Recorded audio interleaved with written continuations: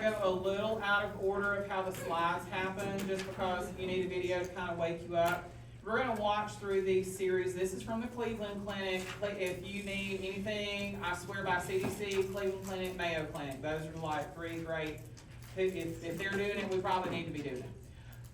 But this just kind of visually gives you what the kidney stones are gonna look like, what they're gonna do, and all these different procedures. Because I can stand here and talk to you about ESWL and shockwave therapy. I want you to see shockwave therapy. So we're gonna take a second and watch this little playlist of all the ways that we can treat kidney stones. And then go from there. Options for kidney stone, including non-surgical and surgical treatments.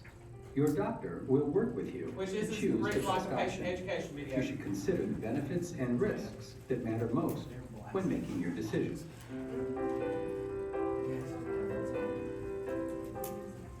Observation is a non-surgical approach in which we allow the stone to pass on its own. The smaller the stone, the better the chance that it will pass. The benefit of observation is that you avoid having surgery. The risks of observation are that the stone could grow or move, or it could cause a blockage, which may be painful and on rare occasions could lead to kidney damage. The chance that the stone will grow or move is 70% over 4 years. If the kidney stone passes without treatment, you may have a certain amount of pain and discomfort. This can be reduced with medication. You may also have nausea, vomiting, and have blood in your urine. If you are currently symptom-free, the chance of developing symptoms is 1 in 10, or about 10% per year. If the kidney stone does not pass and symptoms develop or worsen, your doctor will recommend surgery. The surgical options for the treatment of kidney stones are shockwave lithotripsy, ureteroscopy, and percutaneous nephrolithotomy. Your doctor will discuss these options with you.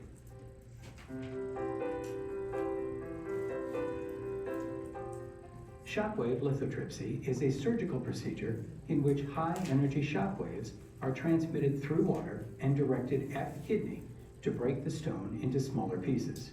This makes it easier to pass them through the urinary tract. Shockwave lithotripsy is an outpatient surgery, and you'll go home the same day. For this procedure, you'll have general anesthesia, which means you will be asleep during the surgery. If you are on blood thinners, you must be able to stop taking them before this procedure. After the procedure, you may have discomfort, flank pain, bruising, nausea and vomiting, and blood in your urine. You may also pass stone fragments for several weeks. The benefits of shockwave lithotripsy are that there is no incision and the risk is low. The success rate of this therapy depends on several factors, including the size and hardness of the stone and the patient's body type. Your doctor can provide you with your likelihood of success with this treatment. These are the risks of shockwave lithotripsy. You may need a second procedure, such as a ureteroscopy, in order to clear all the stones. There is a 1 in 1,000 or 0.1% risk of serious bleeding. If this happens, you would need a blood transfusion. There is a 1 in 100 or 1% risk that you will need a second procedure, such as a stent or ureteroscopy. There is a 1 in 100 or 1% risk that after the procedure you will have severe pain that would require immediate medical attention. And there is a small risk that you will get sepsis, which is a serious infection. You can usually return to your normal activities 2 days after a shockwave lithotripsy procedure.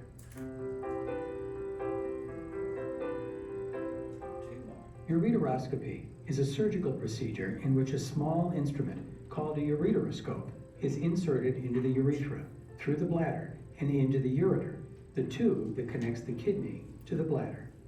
The kidney stone is then broken up with a laser fiber into dust-sized particles, which will pass through the urinary tract or into small pieces, which are removed with a basket. Ureteroscopy is an outpatient surgery, and you will go home the same day. For this procedure, you'll have general anesthesia, which means you will be asleep during the surgery. This procedure usually requires a stent. A stent is a soft, hollow tube about 10 to 12 inches long and made of a flexible plastic material. The stent is placed in the ureter to hold it open. The stent is usually removed within 1 week after the ureteroscopy with a brief in-office procedure. For many patients, a stent can cause irritation of the bladder and ureter, which can cause these symptoms: cramping, discomfort and back pain when you urinate, blood in the urine, frequent urination, urinary urgency, and bladder pain. These symptoms can be managed with medication. The benefit of ureteroscopy is that there is no incision, and it can be used to treat kidney stones that won't break with shockwave lithotripsy. The success rate of this therapy depends on several factors, including the size and hardness of the stone and the patient's body type. Your doctor can provide you with your likelihood of success with this treatment. These are the risks of ureteroscopy. You may need a second procedure in order to remove all of the stones. There is a 1 in 1,000 or 0.1% risk of injury to the ureter that may require surgery to repair. There is a 1 in 100 or 1% risk of a minor injury that may require a stent for 2 to 3 weeks. And there is a small risk of sepsis, which is a serious infection. You can usually return to your normal activities 1 to 2 weeks after a ureteroscopy.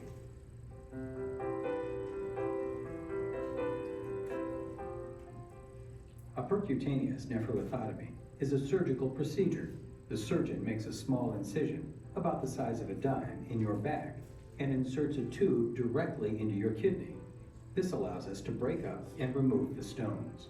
This procedure requires an overnight observation, and most patients will go home the next day. For this procedure, you will have general anesthesia, which means you will be asleep during the surgery. If you are on blood thinners, you must be able to stop taking them before this procedure. This procedure usually requires a stent.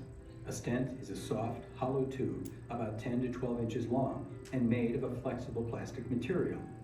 The stent is placed in the ureter to hold it open. The stent is usually removed within 1 week after the nephrolithotomy during a brief in-office procedure. For many patients, a stent can cause irritation of the bladder and ureter, which can cause these symptoms: cramping, discomfort and back pain when you urinate, blood in the urine, frequent urination, urinary urgency, and bladder pain. These symptoms can be managed with medication. The benefit of percutaneous nephrolithotomy is it has the highest success rate for kidney stone removal and can clear most kidney stones with 1 procedure.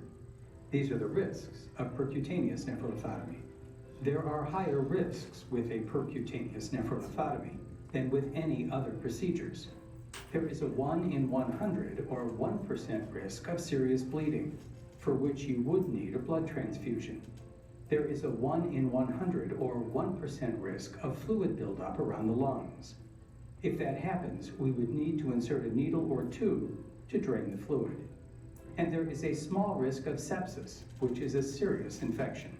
You can usually return to your normal activities 1 to 2 weeks after a percutaneous nephrolithotomy. If you have any questions about kidney stone treatment options, please ask your caregiver. So if you're having surgery, which one do you want? Oh, shockwave, that would be the one to do for sure. Or the ureteroscope. But anywho, gives you a visualization, so it gets you to think about those when you're doing your prep after the fact or studying. You can kind of have that visual there. But those urinary stones, also known as kidney stones, I used to have a fun little t-shirt, but it's not winter time, so I didn't want to wear it. And then it turned winter time, and I wish I would have gotten it out of storage. But it says, is it a boy, is it a girl? And then it's got kidney stone checked. Because for guys especially, since we don't have child, this is the closest we're going to get this side of the moon of experiencing childbirth to it, because it is extremely painful. They vary in size, and so we're going to talk about some common sizes that may influence them and whether they might pass on their own. And then very painful because depending on what they're made out of, you can think about that soft tissue of the urethra, it's going to scratch, and that's where we get all that hematuria from. It's very scratching and irritating there. So let's get into how it happens. So There are certainly many more things that stones could be made out of, but we're going to focus on your top 3 most common. So is anybody surprised that calcium is your calcium-based stones? Just like calcium's a root cause of constipation, just calcium is very drying because it makes stones. So 2 different types of calcium. I will not pick you on, just calcium-based stones are your most common.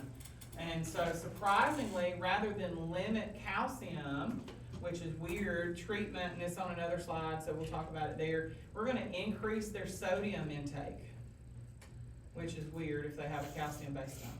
I don't know the science or chemistry specifically, but that's something that's always stood out to me. Uric acid stones, these people also may have what other condition? Gout. Gout. But it's the buildup of uric acid. Fun fact, if Fuller is ever diagnosed with gout, I want to be a DNR immediately, just kill me dead. Because, let me tell you why. Uric acid is produced by a waste product of foods that contain tyramine. And what are some good tyramine foods? All the good stuff. Steak, so red meat, red wine, aged cheeses. Kill me dead. That is my livelihood. Kill me dead. So, but tyramine-based foods are what would cause those. So if your patient has uric acid stones, if they will decrease their intake of tyramine, they should have less or no kidney stones at all. And then struvite, that is a very hard, and usually if they have struvite stones, these are typical with patients that have PCOS and frequent kidney stones related to PCOS. They're made out of struvite, but moral of story, it's very hard substance, and usually the percutaneous option's what they have to do for those. Because they're so solid, they won't blast with laser or anything like that. And then staghorn, also known as coral stones, they're literally so large they take up the entire calyx of the kidney. So your calyx is what comes off the heads of the kidney back in, so it's coming back into the main ureter, if you will, the calyx. Goes into those little lobes of the kidney. And then cystine stones, but not often. But calcium, uric, and struvite will be the 3 that we will ask you about. Risk factors, most of them are idiopathic. They don't have a root cause or reason, just strong family history or whatnot, believe it or not. But if we can catch the type of stone, we can figure it out. Family history is strong with kidney stones. If they're dehydrated, all of the salts and sediments collected in the kidney tubules will compact and make stones. Sedentary, no surprise there. Increased intake of calcium, proteins, and those tyramine foods if it was uric acid, or your patients that might be osteoporotic, loss of calcium from the bones. It's out in the bloodstream, therefore the kidneys filter it and keep it, and it makes a stone. So here's the fun part. Always pushing fluids, because if they're peeing, we don't have time for things to get static and make sediment. Calcium stones, we're going to treat by reducing. I said increase, I got it backwards, but sodium, it's strange. You would think you would tell them to reduce their calcium, but reducing sodium in animal products will fix those. Uric acid stones are going to be those tyramine-based foods, or you can give them colchicine. Y'all ever heard of that drug? Colchicine is for gout. It also helps decrease uric acid in the body, so may treat it with that as well. And then with a history of kidney stones, we can look at certain medications that may help prevent them in the future. But once you've had one, unless you can catch it, it's just a bad risk. Let me see if it's in there. All right, it is not in there. So let me give you, what size stone would be too large to pass, you think? Greater than It's gonna 5. be in millimeters, believe it or not. What's your Greater guess? than 5 millimeters. And we'll argue that 6, 7, somewhere in there is gonna be too large to pass, we'll have to do some sort of intervention. But 6 or less, it may come on through there. So, 6 millimeters or less, we should pass. 6 millimeters greater, probably gonna have to do intervention. So they're gonna complain of a dull, aching flank pain that is typically unilateral. It's rare that they have kidney stones on both sides. They possibly could, but most of the time you're gonna have a unilateral flank pain. And then some dysuria complaints, and that's what your patients are gonna tell you. Hematuria that came on suddenly and doesn't really have any other symptoms to go with it, would be an indicator. And, the stone, if it obstructs there, they're gonna get what they call renal colic. And so what that results in is those ureteral spasms, which is going to give them that flank pain, unilateral flank pains they're gonna complain of. There's a drug over the counter that they may take, because they may think it's the starting of the UTI or something like that. I heard, you mouthed it, how do you go for it? Azo, or the phenazopyridine, is something that may help initially, but it's just masking what's really going on. We gotta get the stone going. So we're gonna push fluids, provide pain medicines, and try to get them to pass it that way. So, our complications obviously would be gradual, and so that's where sometimes the stone causes more damage as it gets towards the distal end before it reaches the, urethral opening, because the problem was not up in the larger structures like the ureter and the bladder, but once it started getting in the narrowing of the urethra, so that would be gradual, that they really didn't have any problems until it got into the lower part of the GI or GU tract. Acute would be it hurt from the time it was formed and let loose from the calyx, and then it could lead to renal failure because, like we say, if those parts of the kidney aren't perfusing or able to get that urine out of there, we can have hydroureter, hydronephrosis, rupture, all those sorts of things. Speaking of hydronephrosis, that's gonna be where your urine is left behind, so the pressure builds up, we're gonna have colicky pain on that side, so it is gonna be cramping that does not go away. It will be constant. Hematuria, UTI, and then some of your ladies will get nausea and vomiting, GI symptoms, but, just your book includes it, so it has to be there. But most of the time is where it went from intermittent, crampy pain, because you just feel it as the ureters are pressing, or peristalsis, even though it's not really passing food on the stone. When it's that increased pressure, it is flank pain that does not let up. Obviously worried about UTIs there, so may have to get them treated there. This just shows you, it's a horrible picture, but it's in your book also. It just shows you the kind of percentage and breakdown of your most common stones, calcium based the first, and uric acid for your gout, and kind of gets you the picture. So notice how none of those look, nice and smooth and whatever. Looks like you're, putting a jack. Did everybody play jack when you were kids, this little rubber ball and jack? Look at your calcium oxalate. Looks like you're putting a jack through your urethra. You can imagine the fun that is.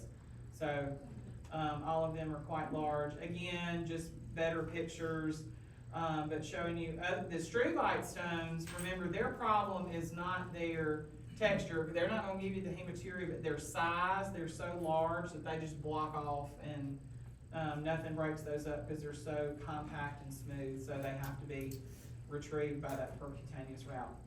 But the cystine stones, you can see painful, uric acid, rough and bumpy. Just giving you an idea. This is a staghorn stone, so I don't know if you remember your picture of it. I have a picture of a kidney, but let me show you a kidney calyx. It literally looks like the segment of a, probably spelled that wrong. Images. I want one. There you go. So you see your calyx is in that little necked area or whatnot, but these little branches or necks, if you will, and look at what your stone looks like. It literally looks like that little neck in there. So, how's that coming out? Surgery. Hmm? Surgery. General surgery. Percutaneous, none of the basic interventions are gonna work for that one. That is your open. They will cut you open, cut kidney and get in there for it. How can they like view which type of stone it is? CT, will give them an indication of the stone, the type stone. They just have to do for measurement and do their best guess. That's why, so for the smaller stones that we can either A, retrieve, or what are you gonna do to all urine for patients with kidney stones? Collect it. and- We're gonna strain it, so I don't know if y'all have seen a urine strainer, ask at clinical, to show one, they have those. But essentially, it looks like a little cheesecloth, funnel, or a funnel with a cheesecloth in it, that, will strain the urine, so if you can catch the stone, we can test it, and that's what's gonna hopefully prevent future stones.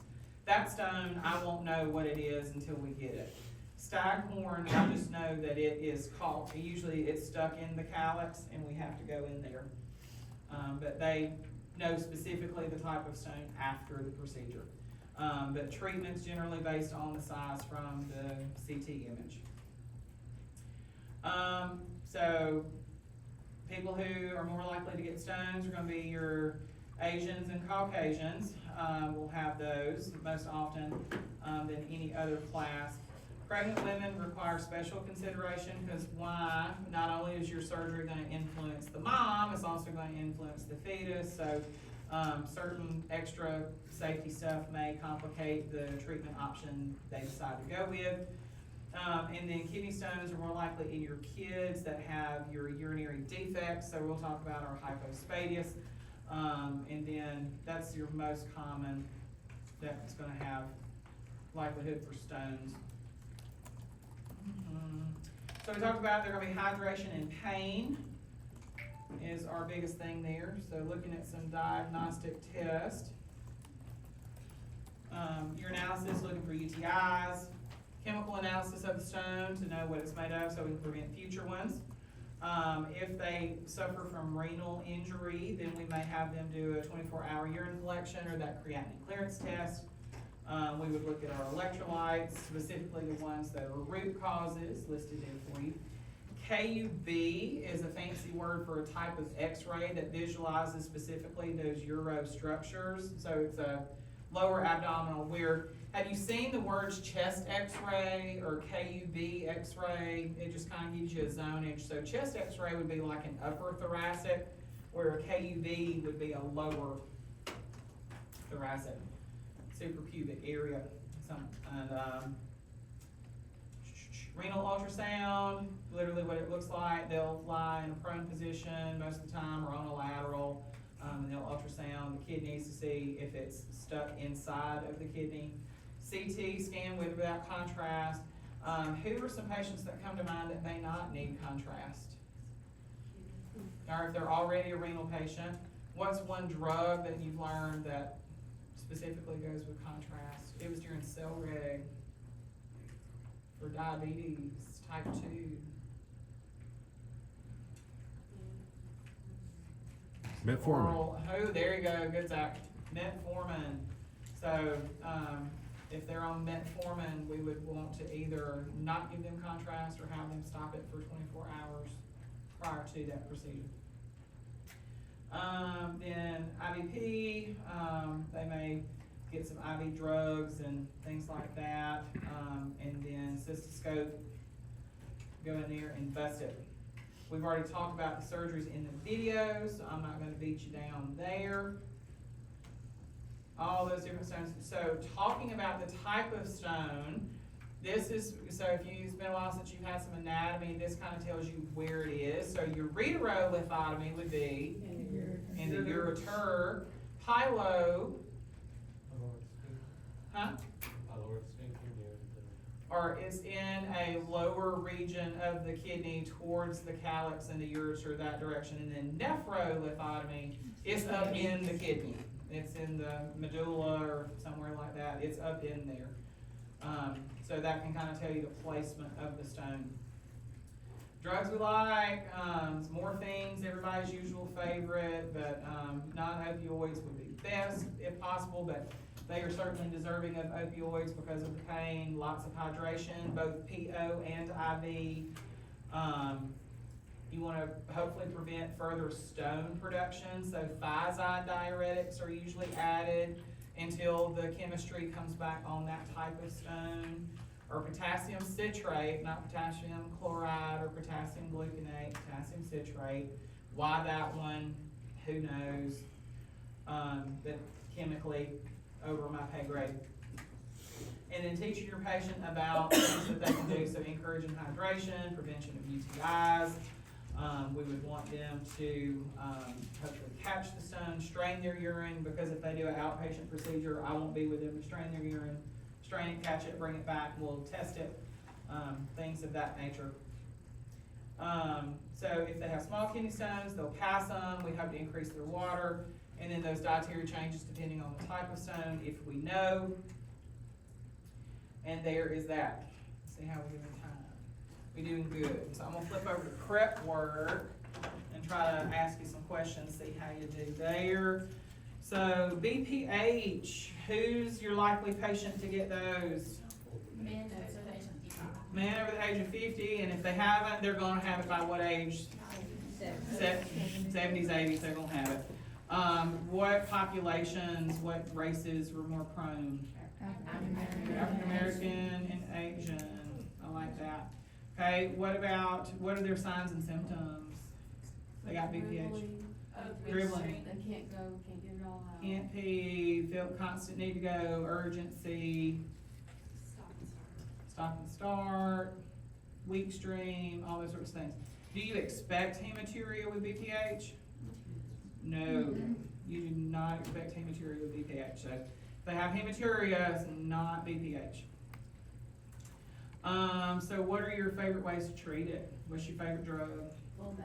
Love some Flomax, but what's the generic drug? Because we have to know that. The tamsulosin will be your drug of choice for that one. And that'd be good. And then you can talk about all the things to, make sure you keep your bladder empty throughout the day, limit your fluids at bedtime. Don't take things that stimulate urination like caffeine and alcohol, or limit, that's always the limit. Stones, what's your greatest risk factor for stones? Family history. And dehydration. Family history, dehydration, I love that. Signs and symptoms, most often, and then where? Unilateral flank pain, most of the time. Yes, you can have both sides, but it's usually one side over the other. What would be my greatest concern about the pain? How would I want my pain if I have a stone, or expected pain of the stone? Intermittent, like it's as the bladder's emptying or the ureter's dumping down into the bladder. The trouble would be is if it's constant pain, then I have to start worrying about hydronephrosis. Treatment for a stone. What if it's a calcium stone? It's the sodium, we're gonna decrease it, and that's my bad, because I taught you wrong. So you're gonna decrease your sodium, and then animal intake. Then for your uric acid stones, so your tyramine stuff, all the reds, we're gonna get rid of all the reds. And then for, what about if, they did not respond to tyramine, or they just don't, they're like me, I'd rather have a stone. Is there a medicine you can give me instead? Colchicine or colchicine, however, but yes, that's the one, decreases uric acid production. Finasteride. That's a different medicine on there. Where have you heard finasteride before? Or Proscar is another name for it. Check out that drug for me. That was on your prep. And that's gonna be for BPH. I'll give you a hint.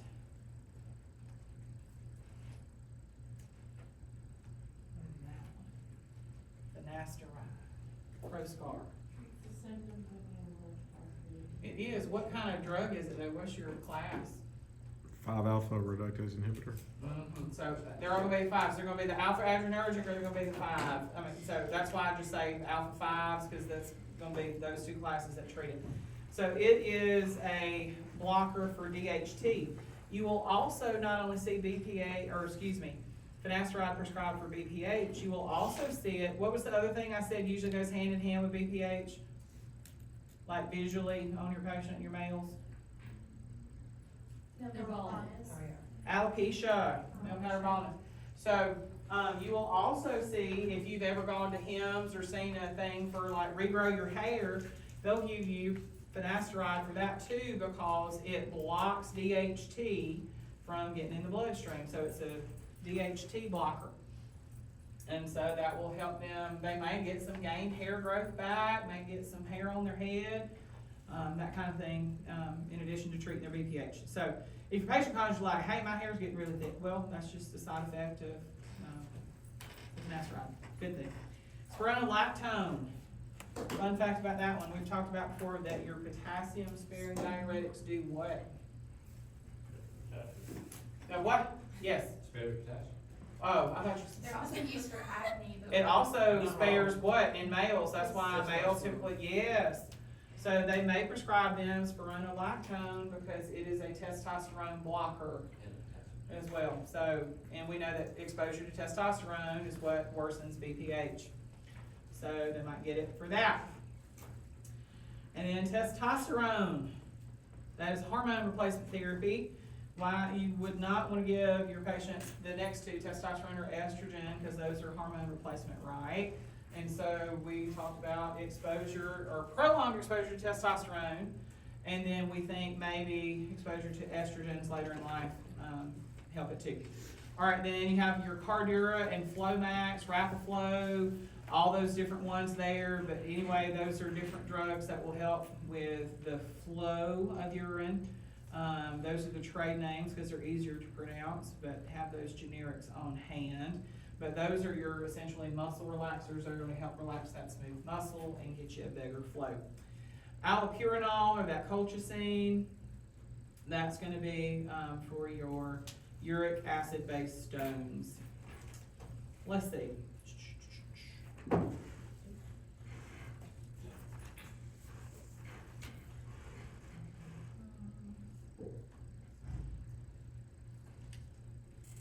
I don't think there's any of those that are hard to answer. So we're good. That kind of gets you your drugs that you need.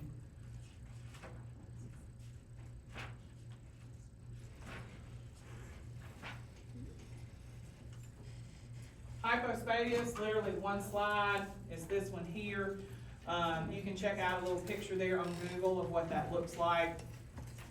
You can have hyperspadias, where obviously the urethral opening would be on the top of the penis, on the shaft. Then hypospadias would be under, on the base of the penis, on the shaft.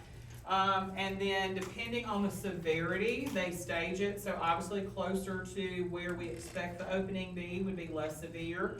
And the more close it is located to the testes, the more difficulties that we're gonna have. And so this is where the opening is in the distal position, mid-shaft, or proximal, it just depends on the severity, but obviously more towards the opening, the better, or we would expect it. These infants are not circumcised. Here's why. What's gonna happen is later, once the child has kind of developed and everything is where it needs to be, usually around 6 to 12 months of age, we will then perform circumcision and use that excess skin to repair or give it like a more cosmetic appearance.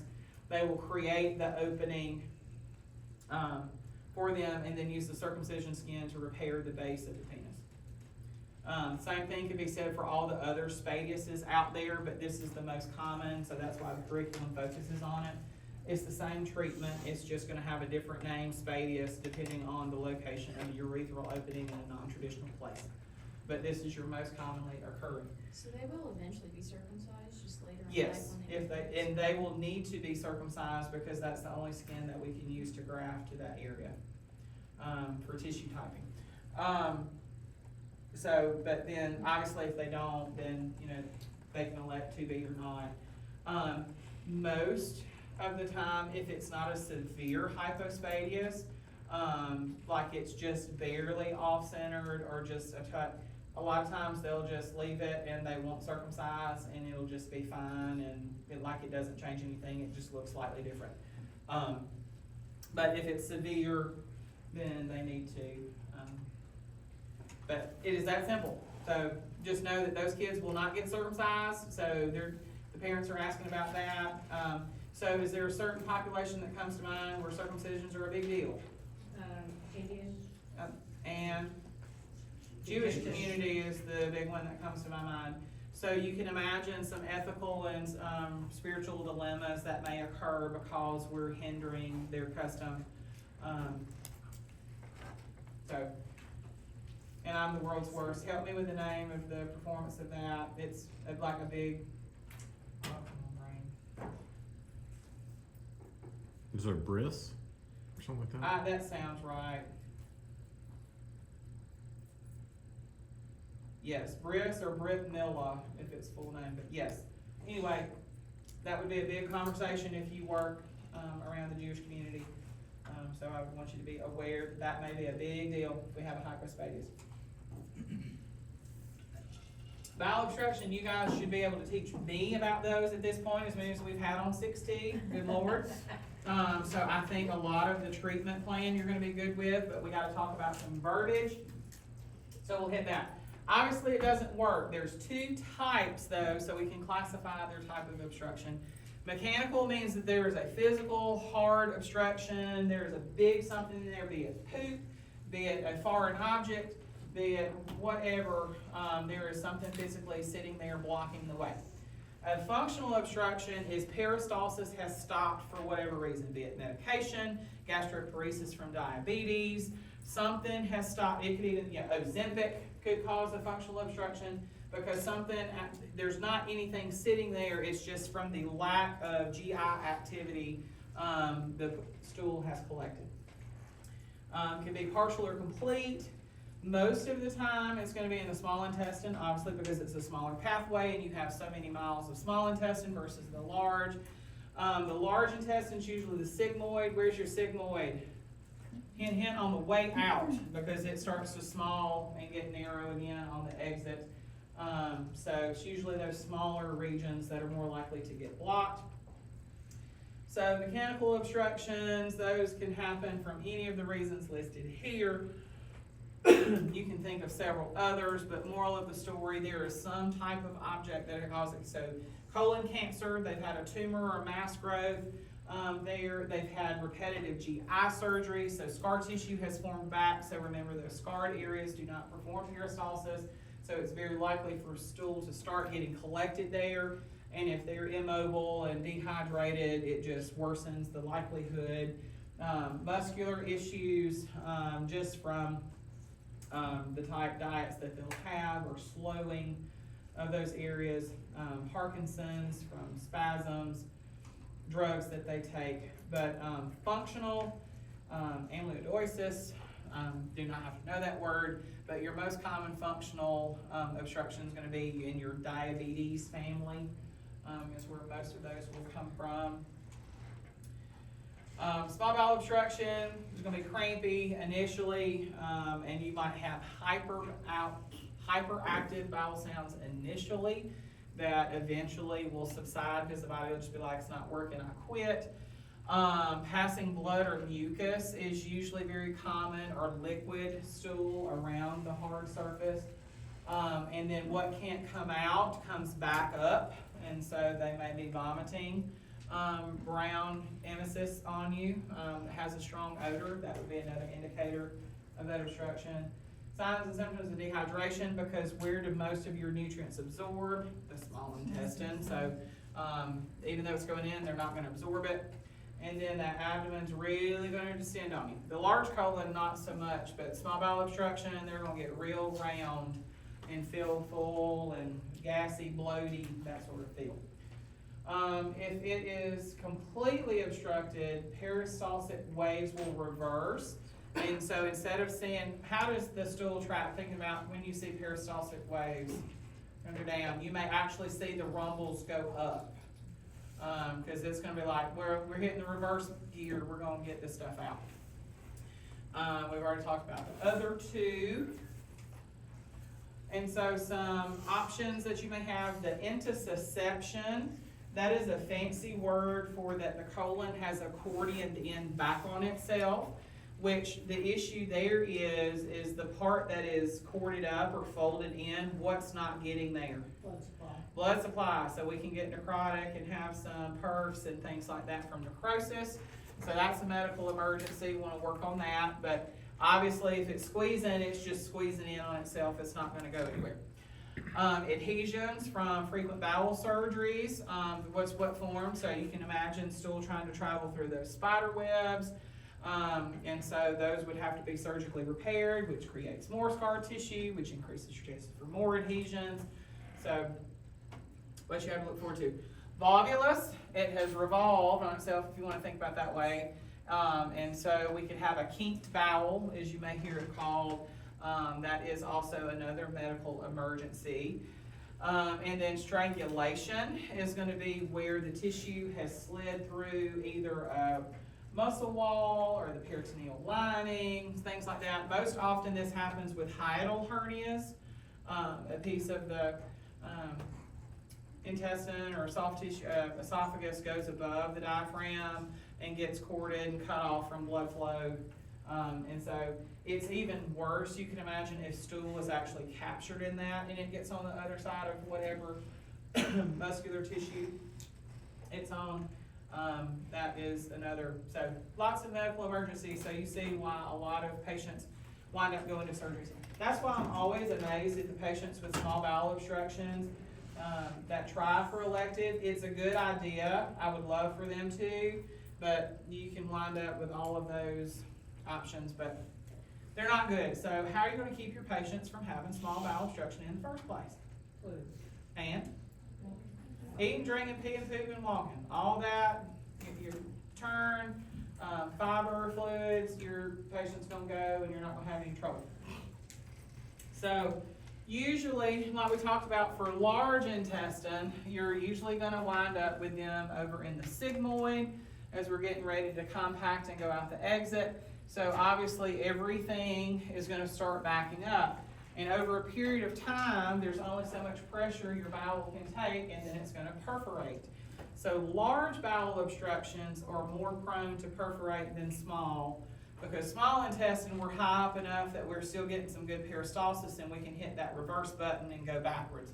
But once you're kind of at the end of the lineup, this is where you're more likely to perf, because I'm not gonna get it all the way back up anymore once it's a large obstruction. Does that make sense in the difference? So, just giving you a visual there of how that happens or why. So we're gonna do our imaging based on our symptoms. Abdominal x-ray, so what's poop gonna look like on an x-ray? Solid. It's just gonna be solid white. We would expect some stool to be in there, but if you just see a lump or a wide in a certain place on the x-ray, a white out, that would be an indicator. CT scan, that would give you an additional severity if you needed it, but if it's severe enough, you'll see it on an x-ray. And I get an amen on that one. If it's severe enough, you get it on an x-ray. So, and then our lab, CNP, because what's your electrolyte? We're always worried about with GI stuff. Yes, and then because constipation purposes, you now have a new electrolyte to put in your, which one was the constipating electrolyte? Who? Calcium, thank you, Megan. Calcium would be the two electrolytes of importance for your gut.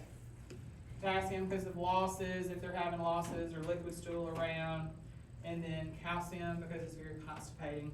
And then CBC because we're worried about these two numbers, one if they perforate and two if this sets up. So I like what? H&H for the perforation to make sure I don't turn into blood loss. And then white blood cells looking for infection because that stool is going to dump out to the rest of the peritoneum. Love it. All right. So first thing, if we're trying to do conservative or they've had 100 bowel surgeries already and I really don't need to cut on them again, we'll try to decompress them with an NG tube. And so we love what type of NG tube for this one? The sump pump. Yep, sump to pump. That's what I love them. And we're going to put them on what type of wall suction? Intermittent. And low intermittent, like that. And then what color would you expect those secretions to be?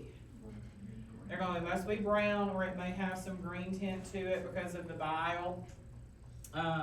If it's any other color than brown or green, we're sucking up something else, and a bowel obstruction is probably not our OG problem. Complete obstruction, like we said, we're worried about all those strangulations, necrosis, volvulus, all those things. So complete obstruction, they're going under the knife. So surgery may be indicated. We hope for laparoscopic, a lap colectomy. COL, not CHO. The CHO would be what body part? That'd be your gallbladder. So COLE, colectomy, for that portion, but may have to open them up depending on the severity, and then hydration to hopefully give it enough juice there to go on. So you could recycle, remembering all the things to do with the NG tube, so the head of the bed's locked at 30 degrees, low intermittent wall suction. You're gonna check it before you use it with a X-ray. You're gonna measure where it is at the tip of the nose, or the length that's exposed, depending on your facility's protocol. Y'all remembering all the stuff that's just gonna live in your brain now, because moving on up. So we can, okay. So keeping all your NG tube facts in there, your eyes, nose with it. If you have to give them PO medicines, what you gonna do after you give them? You're gonna clamp them for 30 minutes to an hour, or something like that, to make sure the medicines have a chance to absorb. Then you can resume them and take an output. These patients with bowel obstruction and an NG tube are gonna be on what type of diet, you think? I say, yeah, NPO, now, because they're just gonna pull it back out. So I don't understand the whole, they can have ice chips and they can have, it's just messing up my numbers. You're gonna be NPO, and I'm gonna get you some glycerin swabs and provide you the best oral care I can, and you're gonna be true NPO. Watching those lab values, looking at those two electrolytes we talked about specifically. Assessment of bowel sounds. We said that they would initially be what with bowel obstruction? Hyper, and then your bowels will be like, well, screw it, it ain't working, and then they'll go hypoactive or absent. And so to remember, confirmed absent, how long you gotta listen? 5 per quadrant, which is what? 20 total. Nobody got time for that, so fix it before it becomes that, please.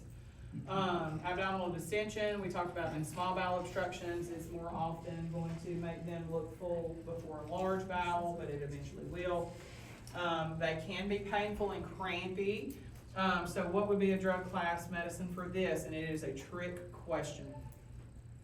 So what's your best drugs for pain for this group?